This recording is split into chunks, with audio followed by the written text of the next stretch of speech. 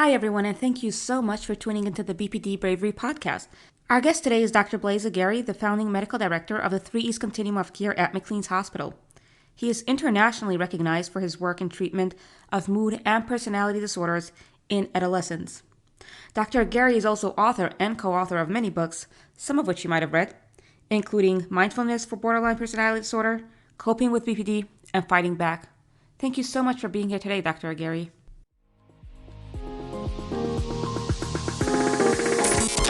Hi, and welcome to the BPD Bravery Show, where we discuss tips, strategies, struggles, triumphs, and success stories related to borderline personality disorder. Here is your host, Faye Green.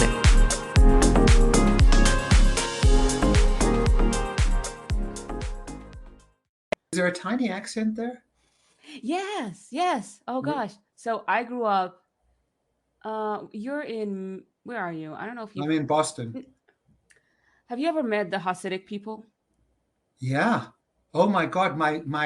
In medical school. No, this was the most incredible thing. In medical school, I couldn't find, I never wanted to work on Saturdays. So I couldn't find a partner in medical school. So I met this Hasidic guy and who also became a psychiatrist. And he said, I'll work on Sundays and you work on Saturdays.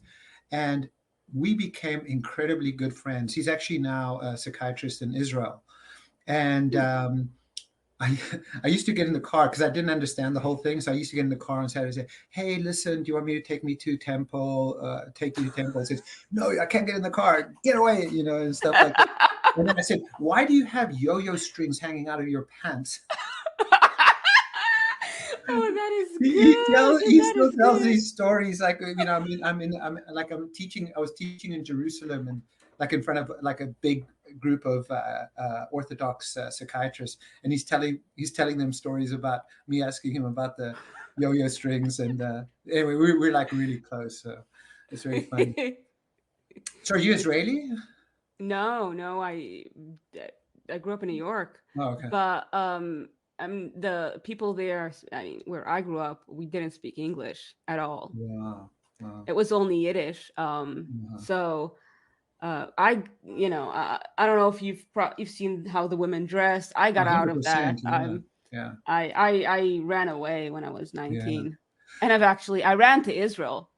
I was there I didn't know where to run to, and my father's Israeli. But my mother wouldn't allow us to get to know his family because she's anti-Israel. Don't ask me how the marriage works or doesn't work. So I ran to Israel. So I did live in Israel for almost a year. During the pandemic, I binge watched every single Israeli Orthodox Netflix show.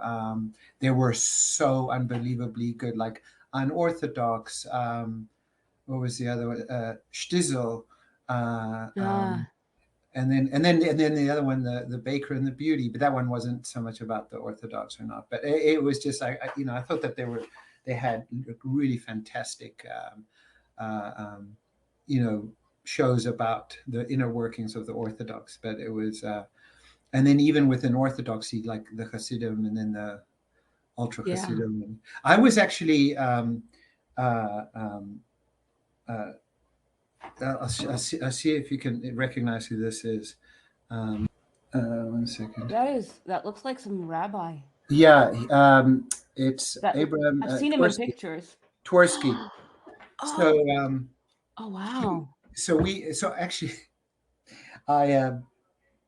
He was in Brookline, Massachusetts, and he said, "Hey, we had such a great time in Jerusalem. Why don't you come by for Shabbos on Friday?" And I said, what is that? I grew up Catholic. So he said, it's, I'd been to other, but this was like over the top Shabbos, and so, and all I remember is, because I always think okay, why don't people drive and everything? I thought they drank so much that really incredible whiskey that I thought no wonder people don't drive after this. I had to call an Uber because I was just oh my God. So yeah. Wow. Anyway. So you've had some adventures. I mean, Or if you met those people, then yeah, then you've been around. Wow. So yeah, that's where my accent is from because okay, we didn't speak English, and then when I came back from Israel, that's when I started learning. Because you're wow, basically thrown into a world that you don't. yeah. I didn't. We There was no TV, no internet, no secular education, and so that's when I started learning English. So my English is Mhm. not that No, good. it's fine. I just actually, yeah, no, I thought it was European somewhere, so I thought just a tiny, tiny twinge, not much, not much. I mean, you sounded American with like I thought maybe it was like an accent of another state or, but anyway, Yeah. so No, it's an accent of a whole yeah, other people. yeah, exactly. Wow, but it takes, I mean, what courage, chutzpah, I don't know, something to leave a world that is so insistent on Yeah. on a way of life, So, but here you are. Yeah. People ask me sometimes, do you regret it? Right. Because Yeah, you left everything behind, your family, your community. And at times I was homeless. yeah, And I said, no, no, yeah, I would not have it the other way because what basically kind of broke the camel's back was they tried forcing me into arranged marriage and I couldn't go through with it. And not mhm, only mhm, that, but mhm, well, I knew that if I were to go through with it, I will probably want a divorce. I want out. And my parents, when they make weddings, oh, it's like $50,000 a wedding. I'm the oldest of 12. My parents have no money.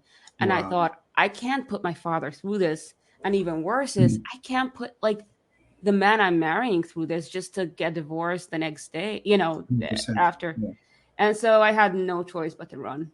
yeah, yeah. Wow. Well, that there's that, and then I actually met. We treated uh, many years ago an Orthodox woman, and privately she told me, like I'm gay. I Oh, like the idea of being with a man disgusted me actually, and but she said, how can I live in my culture and be gay when my parents were trying to arrange a marriage? So um, I was teaching in Saudi Arabia, and the same thing happened. I actually had a woman after I gave a 6-hour lecture on BPD and DBT. She came up to me, and she was in the full burqa, and she said, "Can we just step away? There's some microphones and cameras." And she said, "I'm a lesbian Muslim woman, and she said, like, if anybody finds out, it'll destroy me." So it's just it's sad when and most of the orthodoxies do that. They're very judgmental about those kinds of things. They don't recognize suffering. The suffering has to be the way that they suffer, not the way that other people suffer. Which is tough. So, right. Sure. Now, your mhm. main focus is on teenagers, correct? Yeah, yeah. But what happened? That I remember when I first met people with BPD, and and then people like I worked with people like John Gunderson, sort of considered the father of BPD in terms of diagnosing it in the either late 70s, early 80s, and he said, you have to be an adult, and I think children. I mean, if you think you got 12, there's 12 kids in your family, they all have different personalities. I mean, I bet you they're not like Stepford children, all robotic, exactly the same. Animals have personalities, like dogs are different, like people have personalities. And so like the idea that you had to wait to be an adult to have BPD just didn't make that much sense to me, because a lot of every single person that I spoke to with adult BPD said, oh, my symptoms started when I was an adolescent. And so then I thought, like, okay, what are you going to do? Like, wait until they're 18 and they say Mazel Tov, you now have BPD, it's like, yesterday you didn't. Yesterday you were just like a cranky child. So it's like, what the hell? And I thought, like, why? Let's start. And then, like these kids were being over medicated, a lot of them, for me, the idea of like helping kids as early as we can made all the sense to me. And is that primarily DBT or is it? Yeah. So I didn't start off with DBT. I was much more like, I was trained in a Freudian system, Hmm. and and it was interesting when I learned a kind of a Buddhist approach, which is, the DBT approach with mindfulness. If you say, okay, it's all because of my mother. So you say, okay, but what caused your mother? Well, her parents. Well, what caused her parents? Well, their parents and their circumstances in Eastern Europe. Okay, well, what caused that? Well, anger and rage. Well, what caused that? So like if you keep going back to what caused anything, then you blame the Big Bang or God or something for everything, because like everything is caused. It's not like your mother wakes up one morning and says, I'm going to screw you up as a child.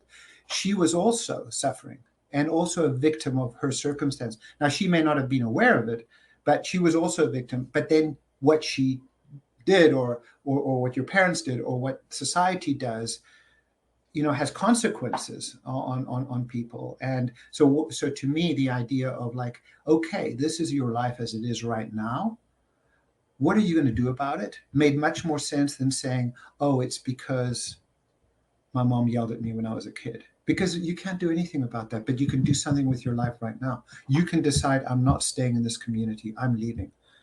That's a painful decision, but yet you can also do that, and you can also say, I'm not going back. So there's courage in that. And I just think like that's almost what you did was DBT in action. It was like recognizing whatever circumstance you were in and saying, I'm not doing this anymore. Now, easier said than done, Oh, yeah. because but nevertheless, it's sort of like, okay, these are my circumstances right now. Holding on to things that have happened causes me to suffer often. And so, and I also think, I mean, to me, when people have cancer or something like that, and you can see the suffering that they go through, then you can have compassion for them. But if you say to yourself, if someone is suffering so much emotionally that the solution is death, suicide, or to cut yourself, I mean, how much suffering must that be? Like, go up to 90% of people and say, hey, would you cut yourself? They'll say, no. What are you talking about? But if you're suffering so much, I thought, okay, how can we not have compassion for people who are suffering mentally as well? So, yeah. And then, the other thing is that I actually find, uh, you know, people who want to live don't often think about why they want to live, but people who want to die often think about why they want to live. So I'm saying they're much more introspective, like they examine their lives more. And I just find a lot of people who struggle, fascinating people, like who've got a lot to share with the world, if only the world would slow down and listen a little bit. So, my job is interesting every day. I imagine so, but it's probably stressful a lot, you know. I practice a lot of meditation. So the things that make me stressed out are not my patients as much. Really? It's the latest policy on distancing and hand washing. It's like, Ah, it's like it's sort of like the stuff of administration, like that gets to me. Not the patient work. Yeah, it can be hard, but it doesn't. I have no despair there. I have hope, that things can change. So weird question. yeah. What kind of meditation do you practice? So deep. Well, let me tell you, because it's complicated answer. I went to a retreat with Marsha Linehan, the developer of DBT. Oh, Um, wow. I've got another picture. Let me see let me see me and Marsha. Oh, that is cool. Yeah, let me see here. Well, we actually ended up becoming very good friends, over time. Let me just see. Um, This is a very funny one, of me and Marsha when we were. I can send you some of these pictures. And what happened is she was going pontificating on and on about something. I said, Marsha, that's not true, because she stayed at my house. I said, she and I said, you da da da, and then she comes over and she puts her hand over my mouth. So it was. I had wanted to learn about DBT and meditation, and so I thought that she was going to be teaching meditation. I went to a place called Desert Renewal in Tucson, Arizona, and we did 5 days of silent meditation, which was sitting, literally staring at a wall 16 hours a day, and without talking. Broken up with like episodes of walking and stuff. But I had misunderstood. You see, I used to be very, very scattered. I'm very scattered, but more mindfully scattered now. And I thought it was a conference on meditation. I didn't realize you were actually going to do it. So it was that I was thrown into the deep end. But I found it so healing. Like once I did that amount of time of just like, I mean, if you think about this moment right now, right this very moment, not 2 hours from now, not 3 hours ago, right this moment, not so bad. You're right. Okay. It's not Correct. like the worst moment you've ever had. Now, if you start thinking about the worst moment you've ever had, well, then you're pulling yourself out of the present moment. Like most moments aren't that bad, like they just in that moment. Yes. But if I start thinking, oh, this person said this person said that, that's what this person thinks about me, and I get caught up in something that isn't of this moment, then it becomes a lot worse. But in this moment, I'm having fun talking to Faye Green. No, I'm having I'm loving this. So let's go into things about BPD and the self-loathing part, right? Yeah. That you mentioned, which is not one of the 9 diagnostic criteria. Yeah. But it's a very significant part of people with BPD. A lot of us have it. Yeah. My question is why? Why do we have it, and how do we get rid of it? Yes. It's such a profound question. And actually, I'm going to do some research, because I think that the self-loathing that people with BPD have is very different. People say, "Oh, I hate myself," but then say somebody with BPD says, "I hate myself." That's like, or somebody who doesn't have BPD, they lose their keys and say, "Oh, I hate myself," like just a statement. But a lot of people with BPD hate themselves in a way that seems like truth. Like, I'm a woman. I'm a person that is like deserves hate, or is like cannot stand myself. So, but if so just a couple of things. I mean, even just how we use language. What is the self that you're hating? Is it your hands? You say, well, no, I don't mind my hands. Or what about my shoulders? They're okay. So, okay, like if we start reducing, let's take away all the stuff that you don't hate. You say, my legs are okay. Like it's actually just experiences. All the stuff that's happening that you're hating is actually often in your head. Now, you might say, yes, I wish my lips were bigger, or something external to you. I wish, something like that. And maybe there are some things that you cannot change. But there's, but the self is a very big thing. And actually, the self is made up a lot of stuff that isn't the self. Calcium is not the self, yet you need calcium to be part of the self. There are more bacterial cells in the human body than there are human cells. Now, if you start hating them, you're not alive anymore. So it's often just like it's often interpretations, it's experiences that you hate, and like if you could get rid of some of those, then there would be less of a self-hatred. Now, but you get back to this question. So how does it develop? And okay, if you think about early childhood experiences where you don't feel part of something, when did you start to not feel part of something, of like the bigger family picture? Oh, myself? Yeah. Around 6, 7 years old. 6, 7 years old. Okay. And when you questioned it, or when you didn't feel part of it, what was the system's response to you? Oh, I was bad. Yeah. And when we think about bad people, we don't tend to like bad people. They're unlikable.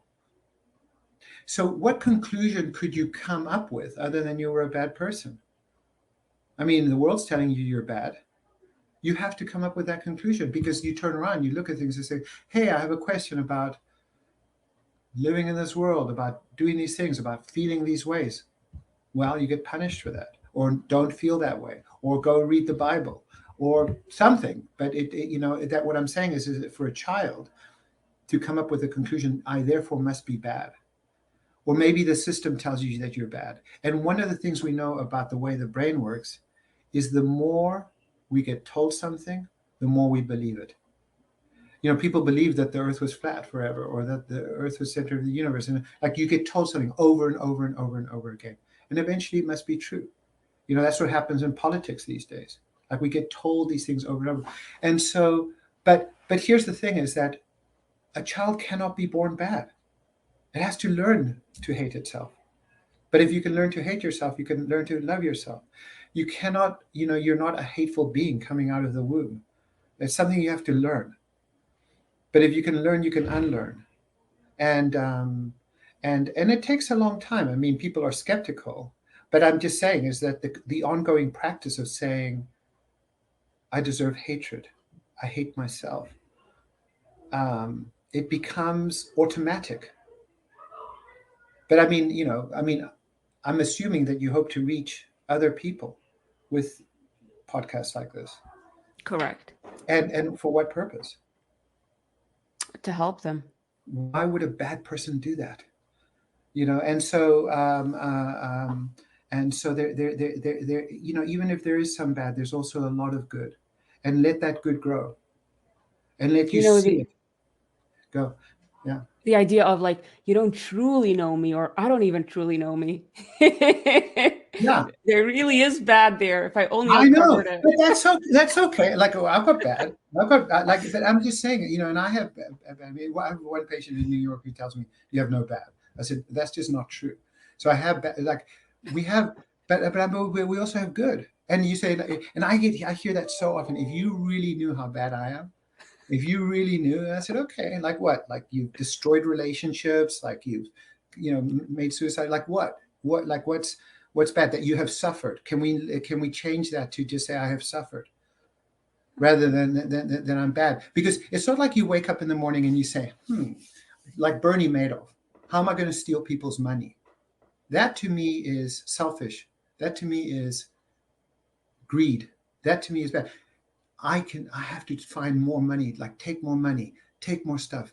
You don't wake up in the morning saying, okay, like what relationship am I going to destroy today? But the thing about it is that, but then if something bad happens, then you say the conclusion must be because I'm bad, not because I'm so emotionally sensitive and attuned that I'm passionate about things. And maybe it's a bit too much for people sometimes, but that doesn't make me a bad person.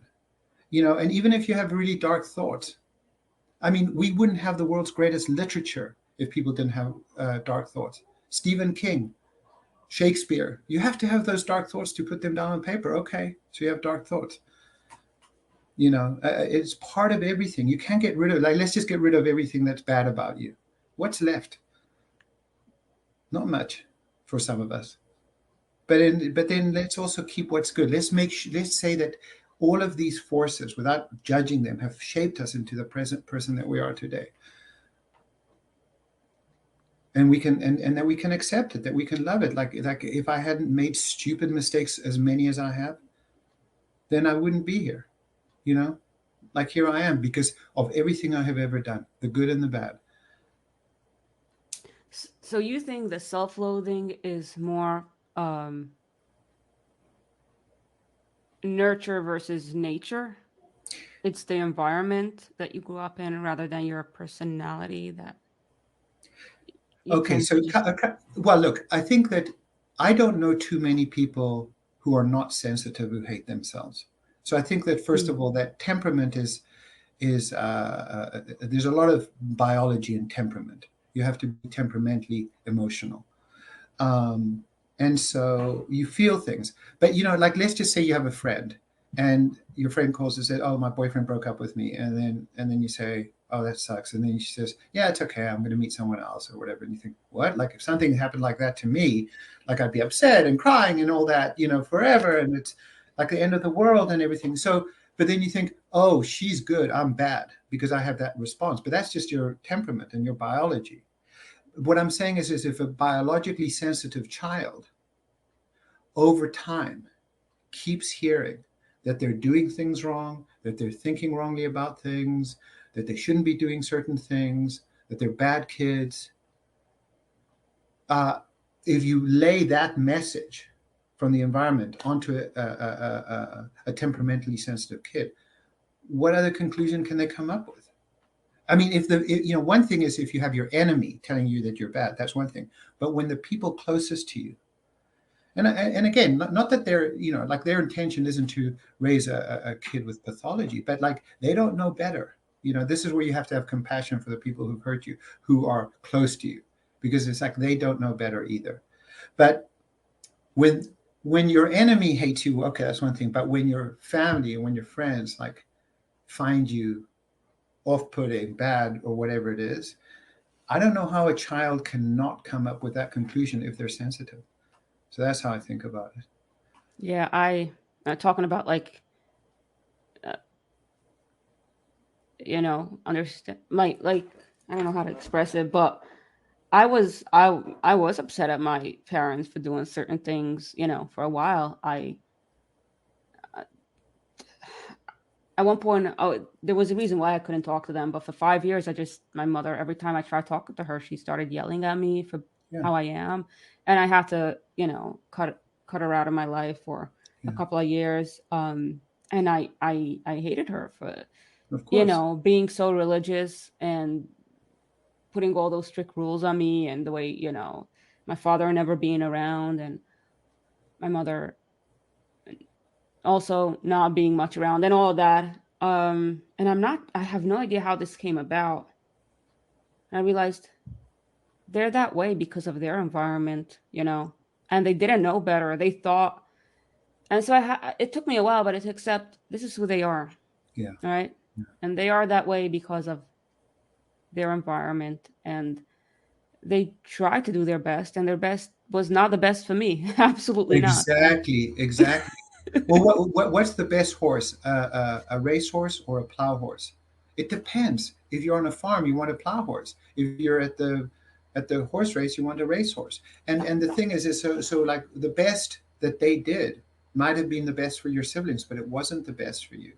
And I think that the other part. I mean, look, to me, it sounds like you did a very courageous thing to be able to recognize how toxic that was for you and to be able to leave it, to have compassion for people who didn't know any better is to be able to say, I'm not going back into that system, and you were also the product, but of your circumstances. But that also comes with a loss, and that is, that most people want to be able to have a relationship that is close with their parents, and the sadness. Like I mean, even just thinking about that, because one thing is to suffer the way that you did, but now you suffer differently because in many ways, maybe you see your friends and they're going to have dinner with their parents or whatever, and like to be able to do something like that, it's very lonely. It can be very, very lonely, and that's tremendous sadness. And to be able to accept that sadness and be able to move on is a sign of tremendous healing and courage. Um, Yeah. So, do you have a tip for people who do have a tendency to self-loathe and to hate themselves? I personally, and I don't know if this is part of the self-loathing of BPD, but I can't look myself in the mirror. And again, mm, mm, I have no idea if mm, this is tied mm. in with this or if this is tied in Yeah, with, yeah, yeah. I just believe that I'm ugly and I just can't. Every time I look in the mirror, I'm like, it really hurts my Hmm, self-esteem. hmm. So I'm not sure. So do you have any advice for people on how to deal with the sales Hmm. with Well, this idea of well, look, this is very, very tricky because a lot of, I mean, what you're describing, a lot of other people say, sort of something similar. But let me ask you this question. Um, when people meet you, do they mostly like you or not? well, they say that they do, but what if they're not? What Wait a if they're second. not? Okay, Honest. so this is a this is a classic cognitive distortion. Okay, let me just say this. Okay, we'll do this thought experiment.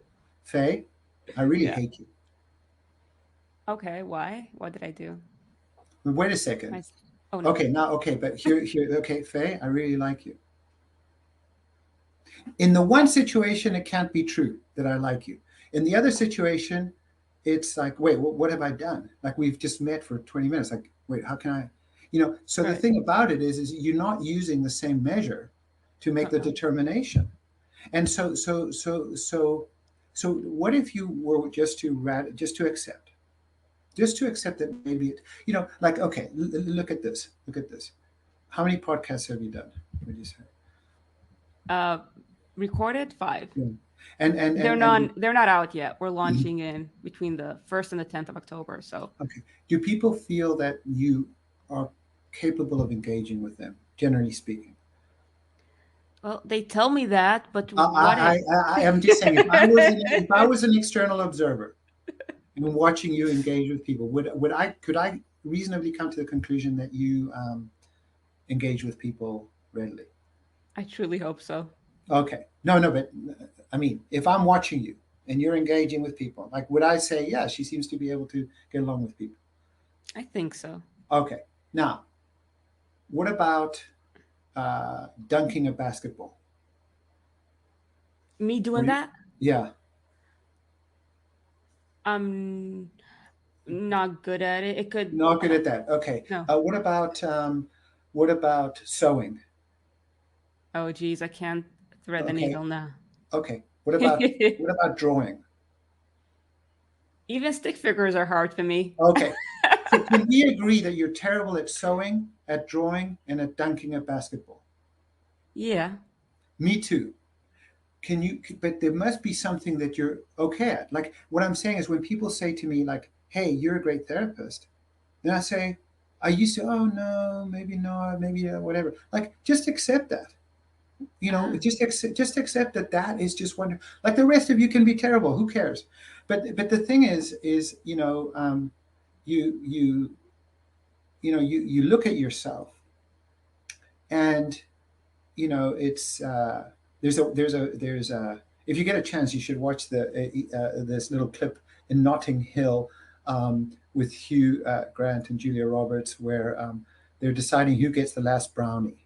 um, you know um, that and so if you get a chance you can do this later and you can see Hmm. how they determine who gets the last brownie. I love that film in any case, but um, that when people remember you, emotional people remember experience and energy. They're gonna say, wow, I just remember meeting this person full of energy, full of compassion. That's the thing that gets stuck in the memory. Now I uh, I mean, maybe when a kid is like 13, 14, like somebody says, oh, that person was so beautiful. Like how long, like, okay, so do you say, right, this is the beautiful person. I take them to dinner and now beautiful person, be beautiful with everybody, but they can't talk. They don't have anything. But then, you have someone who can engage, who can just, and then you see the beauty radiate out of that. And then yeah, no, I mean people like who say, okay, I could be a little bit more symmetrical and everything, but even if you could do 100% that, if you look at the most beautiful people on the planet 20 years ago, 30 years ago, 40 years ago, where are they now? Everything's changing. Life is impermanent. So the things that you can control, you can say you can get plastic surgery, but the things that you can control is who you be, who you are, and that's what people remember by and large. And yes, if you're, maybe exceptionally, exquisite, but let me just tell you, having met some very pretty, stunning people, they suffer because they don't know why people like them. Here's another. See if you can recognize who this one is. Now I feel very stupid. No, no. Okay, that one might not be. Because I'm like, I have no idea. Let me see if I can find a different one. Uh, 1 second. Wait, you met with her? I sat on You her met with board. Oprah? I sat on her board for a few years. You And were and on and Oprah's. so okay. So here's the question: why do people like her? So is it because she's got money? Is it because you're beautiful? What is it? You know, and so my point is that, like, you know, like if you begin to love the things that people love about you, even if they don't see the darkness, so what? Like, okay, do I need to go into the bathroom with you every time you need to poop and pee? Like, no. Like, there's some stuff that you just don't want to, like, necessarily put out there because it's just like part of whatever it is. But what I'm saying is, don't erode the part that is great, because there's parts that are dark. Oh, I love that. That's strong. That's strong. Don't even know the parts that are great. Although the bathroom part, I don't know if my dog would agree with you, but yeah. Well, yeah, the dog can see the dark side, you know. Yeah. I don't know what it is. He thinks he has to come with me, and I'm like, I got this. I got this. Wow. So you were on Oprah's board. Whoa. At her school in South Africa. Yeah, for You've 3 been around the years. world. Yeah. Wow. Yeah. Thank you so much for doing this. And Yeah. oh, it was a pleasure talking to you. It No, really was. likewise. Likewise. Thank you so much for joining us on today's BPD Bravery Show. If you've enjoyed it, then like, share, and subscribe if you haven't already. Make sure to tune into our show every Monday and Friday. And remember, you are so much more than your BPD.